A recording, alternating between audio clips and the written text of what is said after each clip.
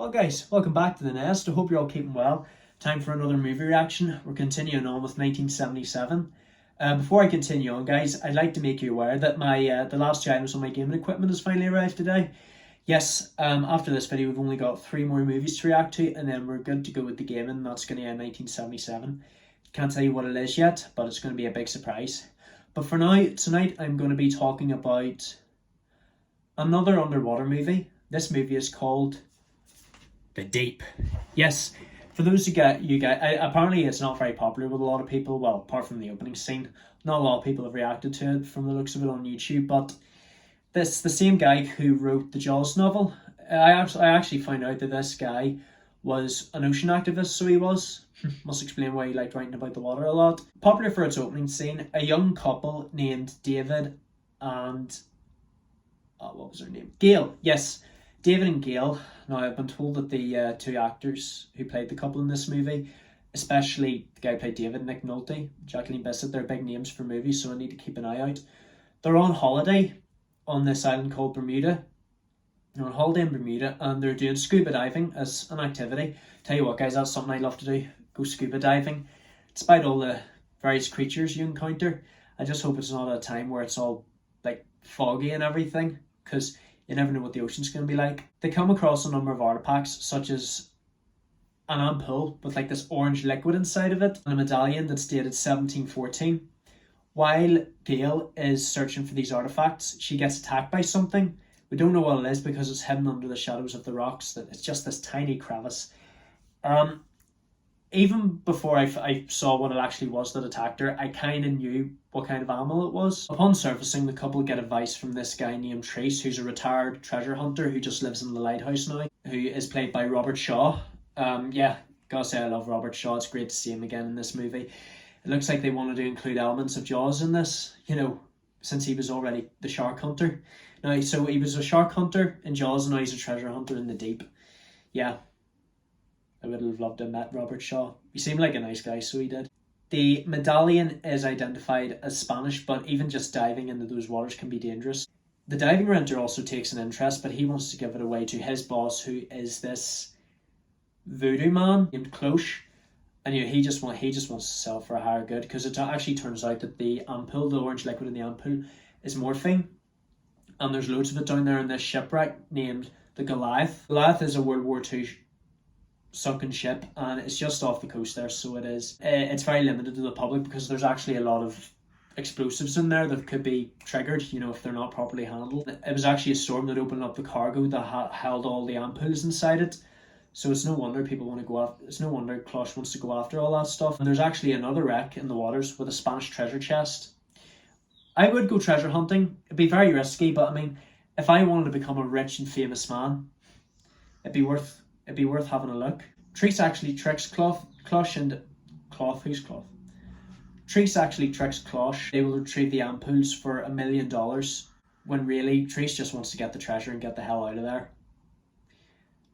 Treese and the couple are given 3 days, and after many dives and after getting the ampoules, it actually turns out that the creature that attacked Gail at the beginning of the movie is actually a moray eel. It lives in the shipwreck, so it does. I've seen what moray eels can do. That they could, as Hooper said in Jaws, they could bite in your arm right through your wetsuit, so they could. So the only survivor from the Goliath is this man named Adam Coffin. Now he helps out a couple times waiting on the boat for them, but Trace just doesn't know where Coffin's loyalty lies. He could be working for, you know, Klosh, and he probably just wants the money himself. Coffin was actually played by Eli Wallach. Is that how you said? If you guys don't know who Eli Wallach was, he was the Ugly. He was Tuco the Ugly in The Good, the Bad and the Ugly. Yeah, he's a lot older in this movie. But yeah, that's who I'm referring to, if you guys didn't know. The group is actually attacked by a school of sharks, so yeah, we're definitely getting some Jaws vibes from this movie. They bite right through the pipes that are keeping their scuba tanks in gear, and you know that this is so dangerous because you know the sharks just get so annoyed. They don't want people in their territory, and they just bite right through. At least no one actually gets eaten by them this time, and at least it's not a man-eating great white. Yeah, I didn't want to go through all that again. I love Jaws, but I mean, you can only have too much of a good thing. Going through Treese's library, the group looks at the history of the ship, and after seeing a list of valuable items, there is a gold pine cone that's full of pearls, created by the King of Spain for a noblewoman.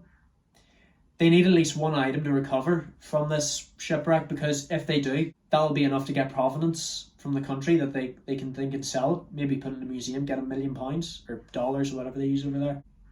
Treese wants to blow the ship up, which he thinks is for the best because he doesn't want Clutch to get his hands on the ampules. However, Adam sneaks in at one night and tries to betray the group, but he is killed by a booby trap, so he is. So it looks like that he was a betrayer all along. He's a traitor. You just have to be careful who you're going to trust nowadays. You never know when they're going to stab you in the back. In the final dive for the valuables, the destruction of the Goliath is successful with the voodoo gang killed, and Cloche is ripped to pieces by the moray eel. I was wanting this to happen. I was actually really wanting this to happen. You know, he gets way too close to the moray eel. I'm like, please, for the love of God, just bite the shit out of him. And he gets what he deserves. Yeah. So it looks like there is some man-eating animals, you know, with this as well.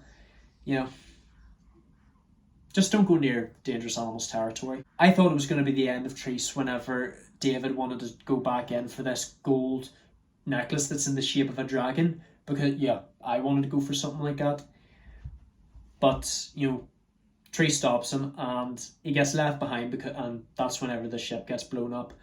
David resurfaces and unfortunately they've left Treese behind. However, Treese emerges from the water and he successfully retrieved the golden necklace, and that is enough to gain provenance. I honestly thought that was going to be a sad ending for them.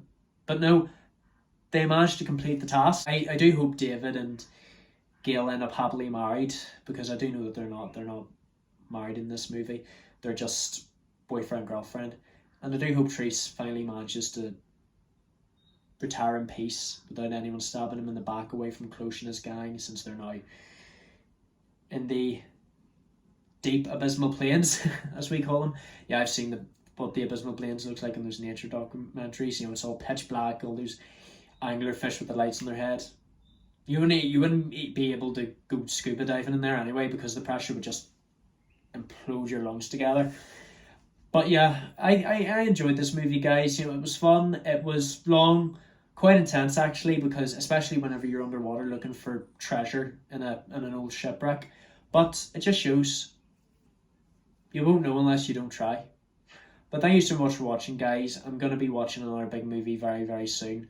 Do bear in mind that this editing is hopefully making things a lot better. And I shall see you guys in the next video. Love you all to death. And remember, if you want to go treasure hunting, make sure there's no sharks around, because they'll bite through the pipes and suffocate you.